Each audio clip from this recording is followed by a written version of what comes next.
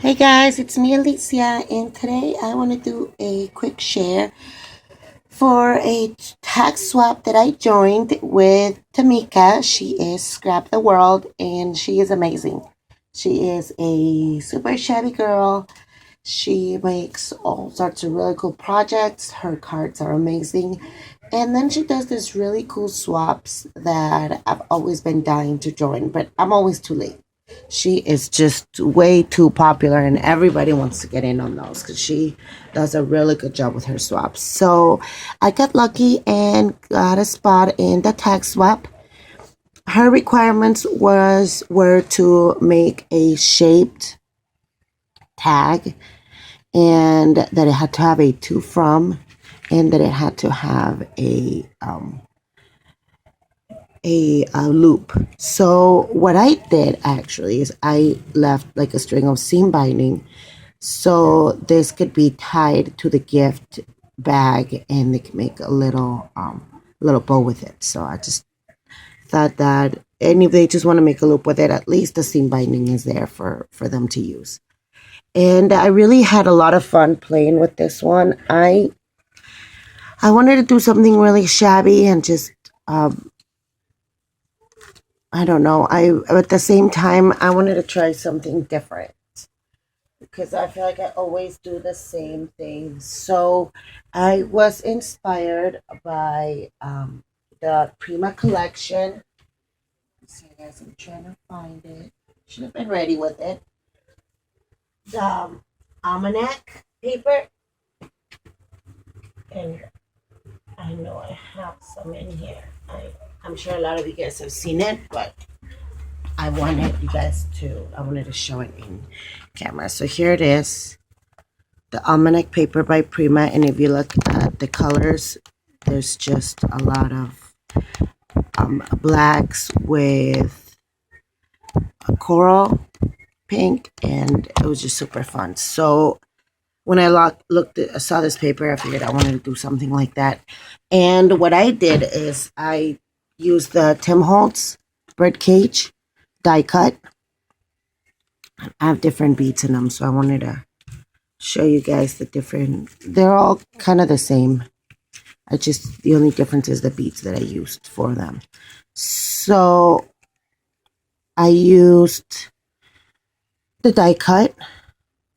Let's see if my camera will focus there with me. Okay. And then I embossed it.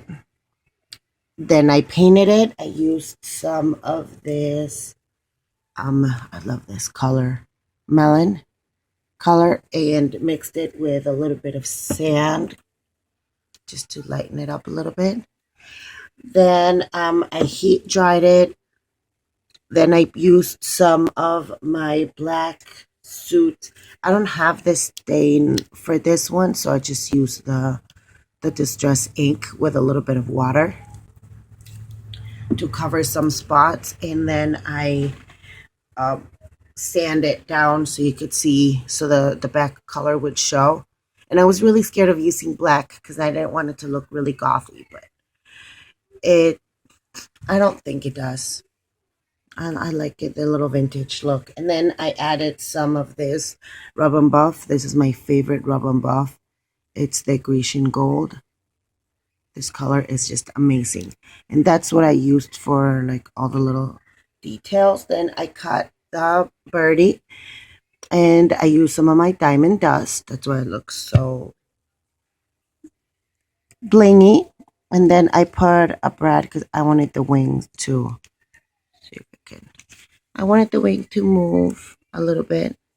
I tighten it up, but there it is. It moves. So that's how I got that in there. Then I used some UT.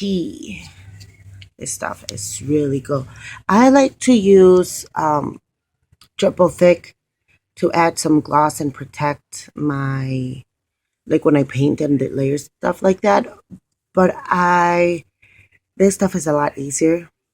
And then one quick tip that I did for my embossing pad was getting a little dry. So I put some baby oil in it to get a little wet, and it worked perfect. I mean, the UT stuck to it, and I didn't have any problems. So if you guys want to try that out and don't want to spend any money on refilling your embossing pad, the clear embossing pad, then try that. Then I also added some beads, and I'll show you guys. I put different beads on all of them, just because I couldn't decide which one I wanted on them. And then for the bows, I used my bow at all. I got really tired of reading the instructions, to be honest. I don't know if I'm just, maybe because English is my second language. It just didn't make a lot of sense. I love the bow at all. I think they did an awesome job with the instruction pack. I was just so confused. So I started looping and knotting, and this is what I came up with. I made two bows.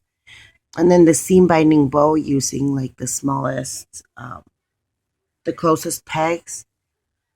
I think there was like a hole in between. And I'm talking about the bottle too. I don't know about the first one, but I made this cute little seam binding bow and I just loved it. And then I wanted to have the two one from in front because I didn't want to put a sentiment on it.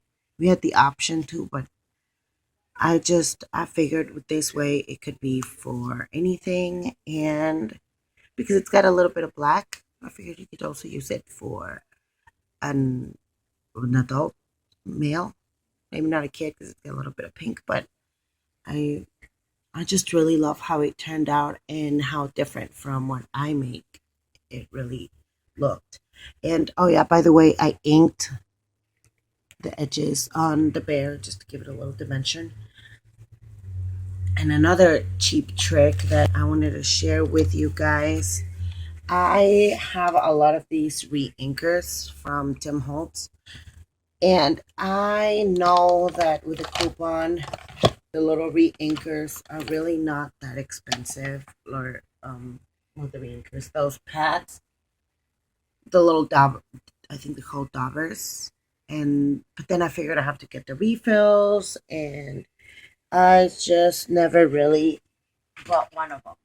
But I really like the idea of being able to re-ink your pads.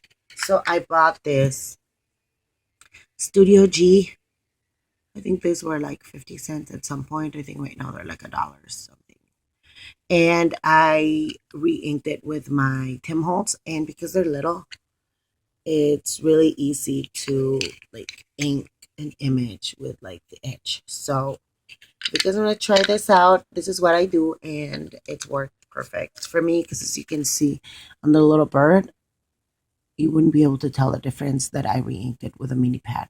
And I think, Tim Holtz just came up with these tiny little ones. So, and I've been doing this for a while just because I'm thrifty when it comes to my crafts. So anyway, I hope that you guys liked what I made. I'll go ahead and link up Tamika so you guys can check her out and be on the lookout for her next swap. So thanks for watching. Bye.